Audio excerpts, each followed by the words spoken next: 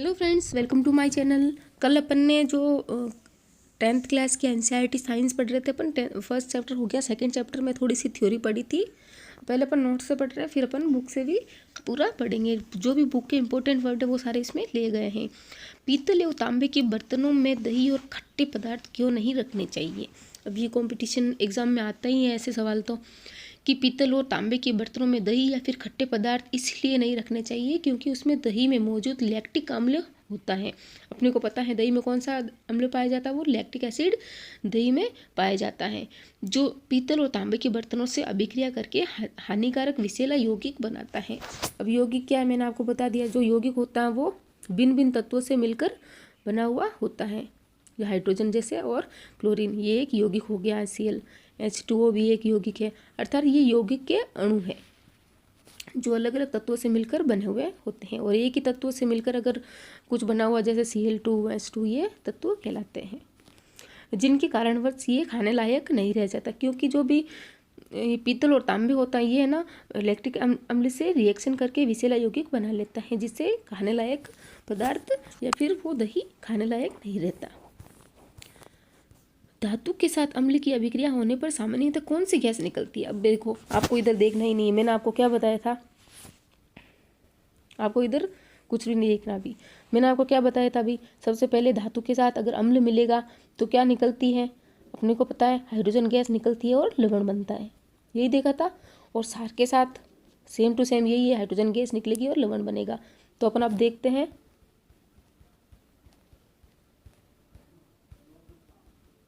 अब देखो लिखा हुआ ये क्या है, NaOH और जिंक।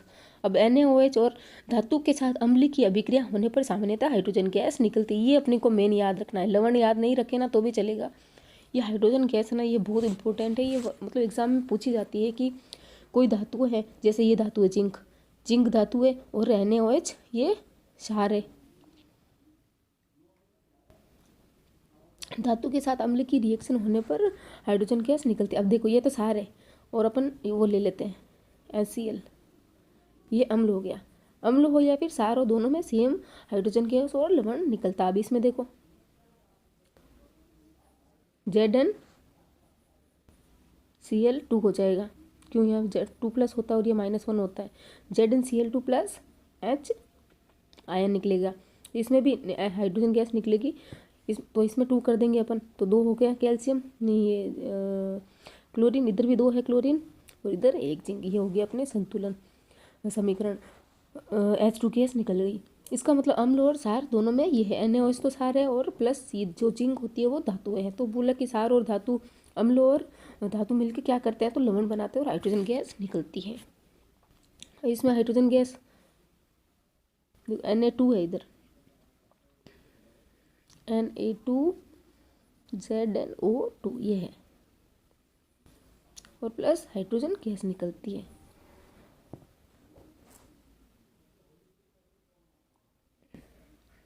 जांच, अब हाइड्रोजन गैस की जांच कैसे होती है, बहुत इंपॉर्टेंट है। एग्जाम में ये पूछा जाता है बहुत ज़्यादा, कि अम्ल के धातु के साथ अम्ल की रिएक्शन हो गई तो कौन सी गैस निकली, और उस गैस की जो जांच कैसे करते हैं कि वही गैस है, और उस जांच की क्या स्पेशलिटी है।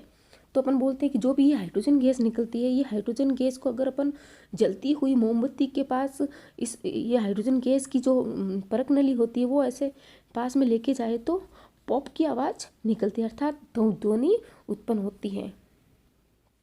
ये हाइड्रोजन का जांच के परीक्षण कहलाता है। कोई दूसरी परख नली जैसे CO2 वगैरह निकलेगा तो उसको अपन मोमबत्ती की जलती हुई मोमबत्ती के पास ले जाएंगे तो कोई पॉप की ध्वनि नहीं निकलती, बट हाइड्रोजन में पॉप की ध्वनि निकलती है। कोई धातु यौगिक A तनु हाइड्रोक्लोरिक अम्ल के साथ अभिक्रिया करता है। जैसे ही अपने ये ऐसे क्वेश्चन स्टार्ट होता है तो सबसे पहले देखते हैं कि कोई धातु यौगिक है, ये यौगिक अपन ने लिख लिया। धातु यौगिक मतलब कैल्शियम, इसमें एक धातु होना चाहिए, ये धातु है। धातु और कार्बोनेट से मिलकर बना हुआ ये होता है एक यौगिक। अब क्या बोला इसमें हाइड्रोक्लोरिक अम्ल, ये हाइड्रोक्लोरिक अम्ल अपन ने मिला लिया। फिर क्या बना, तो बुदबुदाहट उत्पन्न होती है। अगर इन दोनों से रिएक्शन होती है तो बुदबुदाहट उत्पन्न होती है इसे बनने के कारण।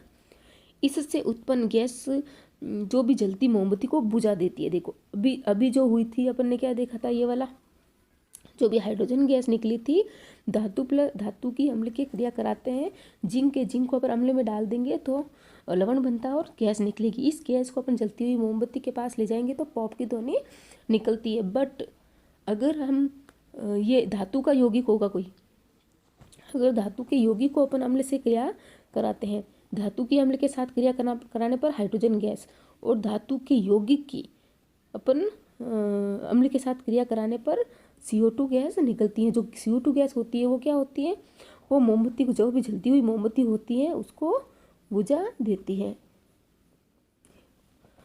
आपको समझ में आ गया। जो हाइड्रोजन होता है उसकी पहचान होती है, वो पॉप की ध्वनि होती है जो जलती हुई मोमबत्ती के साथ, और CO2 जो होती है वो जलती हुई मोमबत्ती को बुझा देता है।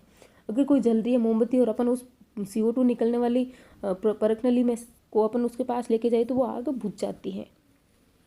तो इस अभिक्रिया को संतुलित करके रासायनिक समीकरण लिखिए। अब देखो इधर संतुलित करके अपन लिखते हैं। ये 2 अभी नहीं है, अभी भूल जाओ इस 2 को, ये अपन ने लिख लिया। अब अपन ने देखा कि कैल्शियम कार्बोनेट और हाइड्रोजन ये लिखा हुआ है, ये आपको पता ही है, ये ऐसी सॉलिड है, एक्वा है, लिक्विड है, ये ऐसे लिखना होता है। अब है कि जो कैल्शियम है वो क्लोरीन के साथ, जो भी हाइड्रोजन को, कैल्शियम आपको पता है ज़्यादा क्रियाशील होता है हाइड्रोजन से, तो ये हाइड्रोजन को विस्थापित कर देगा, हाइड्रोजन को बाहर निकाल देगा और इसकी जगह ये आ जाएगा और कैल्शियम क्लोराइड बना लेगा। जो कैल्शियम है उसने हाइड्रोजन को विस्थापित कर दिया और उसकी जगह आ गया। और अपने को पता है कैल्शियम क्लोराइड का सूत्र क्या होता है, ये होता है। अब यहाँ पे C2 है, ये C2 होने की वजह से अपन ने HCl के आगे 2 लगाया, 2HCl किया। अब HCl क्लोरीन 2 हो गया तो हाइड्रोजन भी 2 होना चाहिए, तो इसीलिए हाइड्रोजन के आगे भी हाइड्रोजन, ये देखो जल बन गया पास में, तो ये तो 2 ऑलरेडी है ही, ये संतुलित हो गया, ये हाइड्रोजन भी 2 है और क्लोरीन भी 2 है। तो कैल्शियम क्लोराइड बना, कार्बन डाइऑक्साइड और H2O। अब मैं आपसे पूछती हूँ कि जो CO2 गैस निकली है उसका परीक्षण क्या है, क्या ऐसा परीक्षण करके अपन पता लगाए कि ये हाँ ये CO2 गैस ही है। तो क्या करेंगे कि एक जलती हुई मोमबत्ती इसके पास लाएंगे तो ये जो गैस होती है वो जलती हुई मोमबत्ती को बुझा देती है, तो अपने को पता चलेगा कि ये CO2 गैस है। क्योंकि कोई भी गैस हो उसके ऊपर ऐसा नाम तो नहीं लिखा हुआ होता कि मैं CO2 हूँ, मैं H2 हूँ, ऐसे